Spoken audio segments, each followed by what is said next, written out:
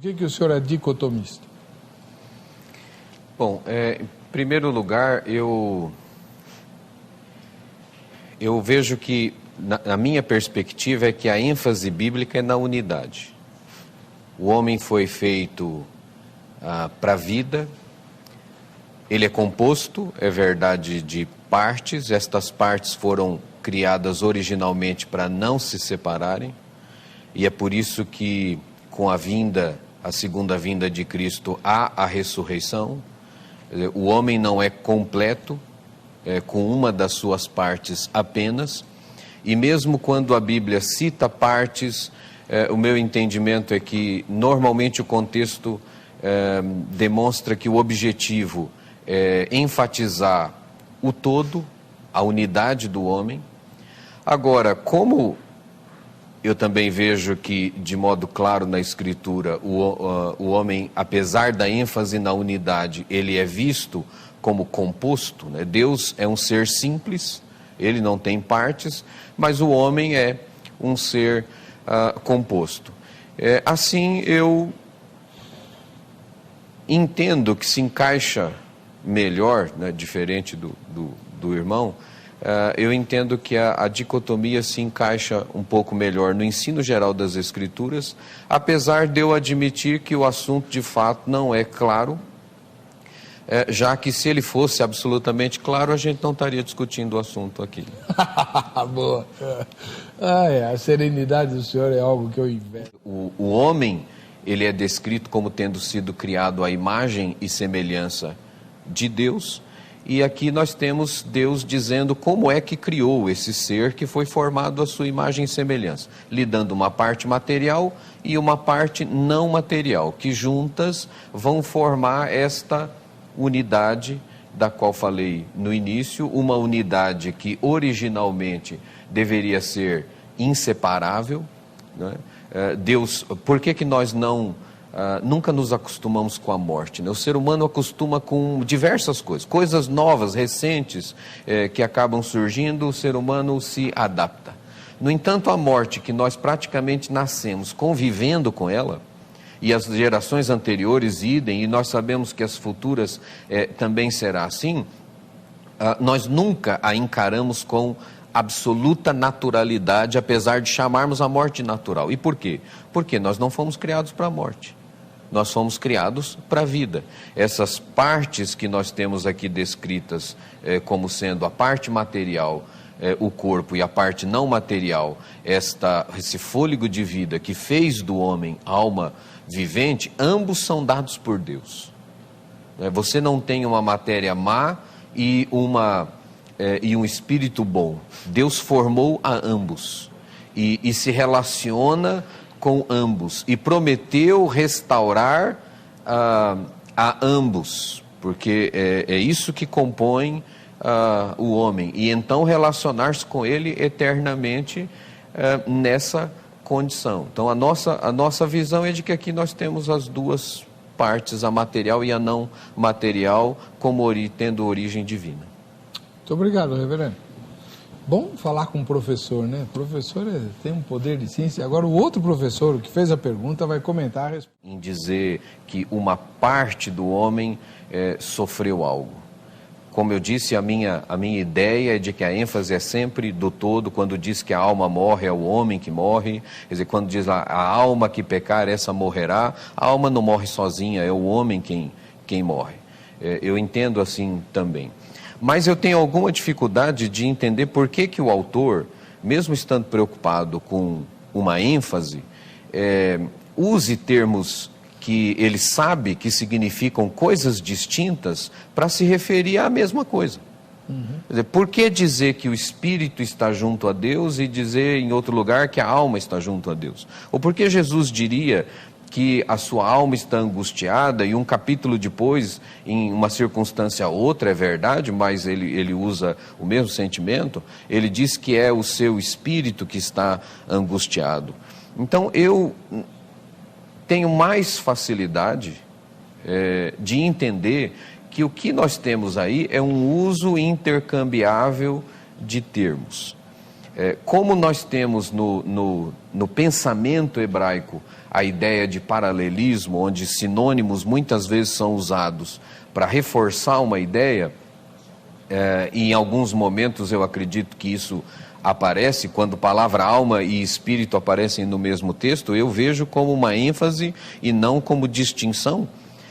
Então, por isso é que em passagens onde nós encontramos o relato da mesma coisa, o mesmo acontecimento, mas se referindo com termos diferentes,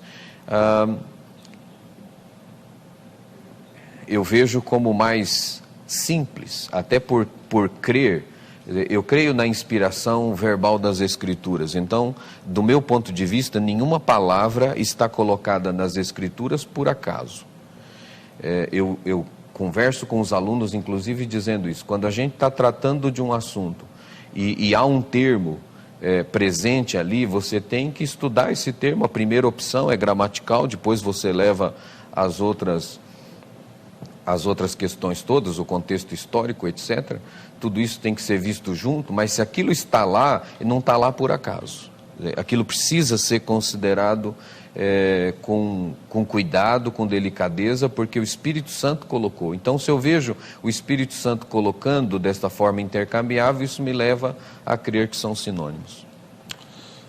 Muito bom. Primeira pergunta foi feita pelos dois e também comentada. A mentalidade é hebraica. Então, qual é a leitura que eu faço de Hebreus 4:12? Quando ele diz, porque a palavra de Deus é viva e eficaz e mais cortante do que qualquer espada de 2 gumes e penetra até o ponto de dividir, ele cita alma e espírito, juntas e medulas. Juntas e medulas elas não foram feitas para serem divididas, elas formam o corpo humano, a parte material. Assim como o espírito e alma são a mesma coisa.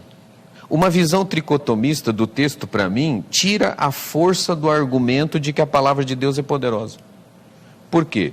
Porque para você separar coisas distintas, não precisa muito poder. Para você separar um livro do outro, por exemplo, você não precisa fazer muita força. Mas para você partir um livro no meio, aí então é preciso muita força. Quer dizer, a ênfase do poder da palavra está em que, ao dividir aquilo que é a mesma coisa, ela é poderosa a ponto de conseguir dividir aquilo que não é para dividir, aquilo que é uma unidade só. Há alguns estudiosos, inclusive, que vão afirmar, porque nós temos duas palavras gregas para dividir, vão afirmar que uma delas se refere a dividir coisas distintas, como separar laranjas de maçãs, e a outra se refere a dividir uma coisa no meio, que seria partir a maçã ao meio. E é exatamente essa segunda opção que nós temos aqui no texto de Hebreus. Então, se eles estão certos, o texto de fato está falando de dividir, partir algo ao meio e não dividir coisas que são diferentes. 3 minutos para os seus comentários, Reverendo Nilson. Eu ainda insisto na visão de que, pegando a própria ideia que o reverendo colocou. Eu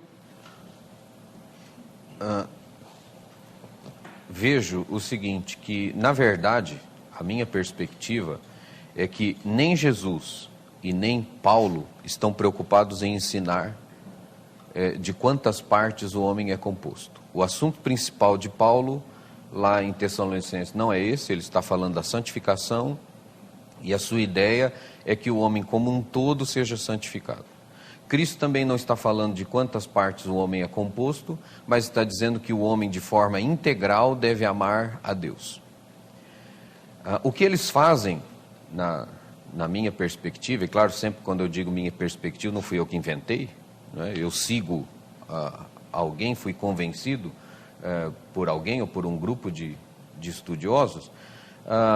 O meu entendimento, portanto, é de que o que Cristo eles estão usando de uma figura de linguagem que cita elementos para dar ênfase ao todo. O texto, Jesus poderia ter dito o seguinte: amarás, pois, o Senhor teu Deus com todo o seu ser. E Paulo poderia ter dito que vocês sejam santificados em todo o seu ser. Então, nenhum dos dois se preocupou em ensinar de quantas partes o homem é feito, mas sim de demonstrar que o ser como um todo precisa ser santificado e o ser como um todo precisa amar a Deus. Quer dizer, a ligação para mim entre... Depois nós temos questões que nós chamamos de periféricas. E essas questões periféricas, elas vão desde algumas que afetam mais e outras que afetam menos. Mas elas não são veneno. Elas podem alimentar menos, se você tiver um contexto, um conceito errado, ou simplesmente ser a água com açúcar. Não vai te matar, mas não vai fazer o bem que poderia. O que eu quero dizer é o seguinte: nós dois temos posições distintas e um de nós dois está errado. Obviamente eu acho que é ele acha que sou eu. Uhum. Mas um de nós dois está errado. A Bíblia, eu disse que ela não é suficientemente clara, mas ela não pode estar ensinando as duas coisas. Ou o homem é composto de 3, ou ele é composto de 2. Nós concordamos que a ênfase é a unidade. Então, o que eu vejo de prático? Primeiro, por que é importante estudar o assunto? Porque a Bíblia trata dele, é a minha origem. Então, eu tanto tenho que considerar de onde eu vim, como tenho que considerar também como foi que Deus me fez. Isso vai afetar, de fato, o meu entendimento de quem eu sou e como eu devo tratar a minha pessoa. A grande utilidade para mim desse conceito é que quando eu olho para o homem, seja de 2 ou de 3 partes, mas homem, isso me faz enxergar o homem como um ser que precisa ser tratado na integralidade. Quer dizer, o Evangelho precisa ser algo que trate o integral do homem, tanto a sua parte não material, quanto a sua parte material. A transformação que o Evangelho traz tem que ser por completo. Quer dizer, a redenção que Cristo veio adquirir não foi só para a alma, ou só para o espírito, ou só para o corpo, mas uma redenção ao homem por completo. Muito bem. Seus comentários, reverendo Nilson. Eu vejo como reverendo... Eu não tenho essa perspectiva de que o homem tem um espírito imaculado. A minha visão de queda é de que o homem caiu por completo, afetou absolutamente todo o seu ser. Eu também sou traducionista, mas sou traducionista dicotomista, ou seja, o homem herda dos pais não apenas a parte material, herda a parte não material também. E quando os pais, portanto, no momento da concepção, não apenas um novo corpo é formado, mas uma nova parte não material, chamada espírito ou alma, ela está sendo formada também e, portanto, tão corrompida quanto o corpo do homem. Não tenho, é claro, essa visão de que o corpo é ruim, o espírito é bom, e também leio, muita gente dizendo que isso vem dessa visão platonista e por isso que se criou esse terceiro elemento. Eu sei que os dicotomistas criticam a tricotomia para dizer exatamente que essa foi uma teologia que nasceu na filosofia e foi buscar base na Bíblia. E eu não posso realmente afirmar que todo tricotomista, como o irmão já disse que não é assim que pensa, que todo tricotomista nasceu lá na filosofia e veio depois buscar base na Escritura, mas é isso que a gente ouve alguns dizendo. Para mim, a unidade fica prejudicada. E, aliás, fica prejudicada, inclusive, porque eu não consigo ver essa representação, esse exemplo de trindade nas 3 partes. E por quê? Bom, primeiro porque a gente não tem exemplo visível, humano, nenhum que corrobore completamente com a trindade. A trindade é outra coisa. Mas por que eu não vejo? Porque no homem, se são 3 partes, elas são 3 partes distintas e que inclusive são de natureza e poder distinto. Enquanto que na trindade nós temos funções distintas porque eles no plano da salvação, assumiram funções distintas. Mas Pai, Filho e Espírito Santo são iguais em essência. Eles não são diferentes um do outro. Eles assumiram papéis diferentes. E é aí que está a unidade. Eles são o mesmo em essência, mas desenvolvem papéis diferentes. Quer dizer, ao contrário, se eu entender o tricotomismo como verdadeiro, nós temos... não são da mesma essência. Corpo não é da mesma essência de espírito, que não é da mesma essência de alma. Então não é apenas função diferente, é natureza diferente. Muito bem. O reverendo Nilson teria uma última pergunta? Senão eu tenho. Não. Não? Então tá. Então, Também não tenho. então eu farei uma pergunta para cada um dos irmãos. Reverendo Nilson Fontinelli Piedade, o senhor em vários momentos ao longo... Não, o meu comentário é que a resposta dada reforça a minha preocupação com a unidade. Porque eu vi 3 pessoas. Eu vi um corpo escutando a alma e um espírito escutando a alma. Quando um escuta o outro, alguma coisa acontece. Quer dizer, eu vejo que as pessoas não podem ver meu espírito, e eu entendo que espírito e alma são a mesma coisa, então eles não podem ver mesmo. Eles veem quem eu sou a partir daquilo que meu corpo reproduz. Quando Cristo disse que a boca fala o que o coração está cheio, coração aí é o centro da vida. É aquilo que controla o que nós chamamos de faculdades da alma. Nas faculdades da alma estão a razão, estão a vontade e as emoções. Esses 3 elementos que Deus nos dotou e que nos possibilitam. A razão nos possibilita entender, originalmente, antes da queda eu vou falar, né? Possibilitava ao homem entender o que Deus queria e dar valor a isso, atribuir valor. A vontade era a capacidade de querer fazer aquilo que ele entendeu que Deus quer. E a emoção é ter prazer em fazer o que Deus quer. Com a queda afetou o homem todo porque foi no coração. E o coração, segundo a Bíblia, que é a fonte da vida, de tudo que se deve guardar, guarda o coração, porque dele procede as fontes da vida. Quer dizer, a sua vontade, a sua razão, suas emoções estão centradas lá naquilo que eu chamo de faculdade da alma, ou espírito. Então, como esse coração está corrompido, ele corrompe o corpo todo. De modo que essa ordem, que deveria ser de razão, vontade e emoções, ela no homem caído, ela está invertida. Como é que o homem determina o que ele vai fazer? O que me dá prazer. Quer dizer, o que me dá prazer eu quero, então isso eu dou valor. O que a regeneração faz, o que o Espírito Santo faz com a regeneração, é começar a inverter isso, é dar ao homem a capacidade de enxergar o que de fato tem valor, de modo que o crente, quando erra, ele sabe o que está fazendo. Quer dizer, ele está indo contra aquilo que ele entendeu que não deveria fazer. Quer dizer, é um absurdo a gente entender, por exemplo, que Davi fez tudo o que fez sem saber que aquilo não podia fazer. Ele era o juiz de Israel, ele conhecia a lei. Então, tanto é que a sentença de morte dele é dada por ele mesmo. Então, ele sabia o que estava fazendo. Mas contrariou deliberadamente a voz do Espírito Santo que estava dizendo a ele que aquilo não deveria ser feito. Ou seja, já havia... A ordem das coisas já estava sendo restabelecida, ele já tinha condição de estabelecer o que tem valor. E o reverendo Nilson pode comentar se quiser. A pergunta é a seguinte: o senhor disse que os pais transmitem aos filhos não apenas o corpo, mas também o espírito. Mas a Bíblia não diz que o espírito vem de Deus, tanto é que o corpo volta ao pó na morte e o espírito volta a Deus que o deu. É Deus quem deu o espírito. Como é que o ser humano pode transmitir espírito de pai para filho? Isso não implicaria no avanço da ciência, quando conseguirmos clonar um ser humano? Então esse ser humano clonado vai ter também um espírito distinto de todos os outros? Bom, vou começar pelo texto bíblico, né? Quando Eclesiastes diz que o pó volte à terra como era e o espírito a Deus que o deu, a sua referência no meu entendimento, é a criação original. Quer dizer, eu não vim direto do pó. Nós não viemos direto do pó.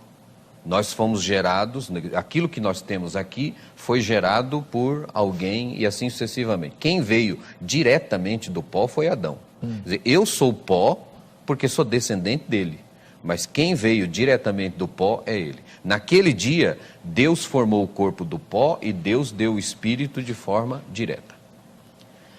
O primeiro problema que eu vejo no não traducianismo, que é outro assunto onde a Bíblia também não é suficientemente clara, mas eu não acho que seja um assunto que não se deva discutir, mas que nós temos 3 teorias vigentes. Uma é o traducianismo, que é essa. Um é o criacionismo, que no momento do nascimento, da concepção, aí não se sabe quando, Deus cria um espírito novo. E o outro, só que isso para aqueles que creem na criação de 6 dias apenas e a partir disso só providência, então aí você tem um problema com uma criação nova.